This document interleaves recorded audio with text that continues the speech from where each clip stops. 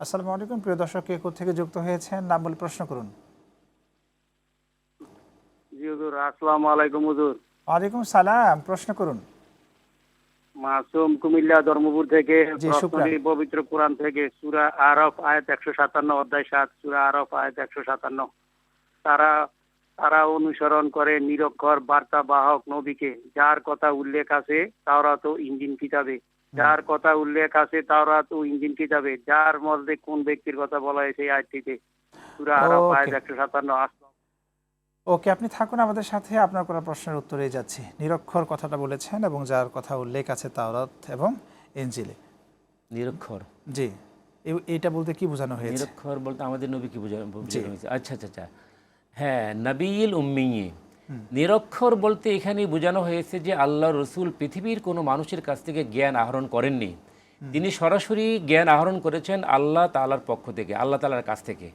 তো সেই জন্য এই হিসাবে যে পৃথিবীর কোনো মানুষের কাছ থেকে ওনার কোনো শিক্ষক ছিল না পৃথিবীতে, ওনার শিক্ষক ছিলেন স্বয়ং আল্লাহ রব্বুল আলামিন। উনি এসেছেন পৃথিবীতে মুআল্লিম হিসাবে, যে বইস্তু আনা মুআল্লিমুন, যে আমাকে মুআল্লিম হিসাবে, শিক্ষক হিসাবে এই দুনিয়াতে পাঠানো হয়েছে। সেই অর্থে হয়তো আপনার নিরক্ষর। তবে নিরক্ষর কথাটি এইভাবে না বলে এই অন্যভাবে বলা যায়। আচ্ছা আচ্ছা। তো সরাসরি নিরক্ষর, কারণ তিনি তো সরাসরি ওনার শিক্ষক হচ্ছেন আল্লাহ রব্বুল আলামিন। তো সেই হিসাবে আর কি, যেমন নাকি একটা দুরূদ শরীফ আছে, আল্লাহুম্মা সাল্লি আলা মুহাম্মাদিনিন নাবিয়্যিল উম্মি ওয়া আলা আলিহি ওয়া সাল্লিম তাসলিমা। এখানে উম্মি বলা হয়েছে ওনাকে, যে উম্মি মানে যিনি পৃথিবীর কোনো মানুষ থেকে জ্ঞান আহরণ করেননি, সেই হিসাবে উনি উম্মি। তবে ওনাকে সরাসরি এরকম নিরক্ষর বলা যাবে না, আচ্ছা, মানে আচ্ছা। এরকম মূর্খ বলা যাবে না, যেটা নাস্তিকরা বলে।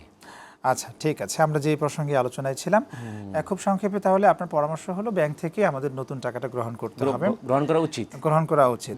কেন এখানে তো প্রতারিত হওয়ার সুযোগ রয়েছে, জাল টাকা দেওয়ারও সুযোগ রয়েছে। আর আমরা এই ব্যবসাটাই বা কেন বাছাই করে নেব? এটা কিন্তু ইসলামের দৃষ্টিভঙ্গিতে এই ধরনের ব্যবসা করা কি আজও অবধি পর্যন্ত আমরা দেখেছি সংস্কৃতিতে আছে? সম্ভবত নেই। সম্ভবত নেই। জি, আমরা যে আলোচনায় ছিলাম ঈদের দিনে করণীয় যে বিষয়গুলো নিয়ে আপনি আলোচনায় ছিলেন, স্পেসিফিক যদি বলতেন যে আমরা সেদিন কি কি কাজগুলো করতে পারি।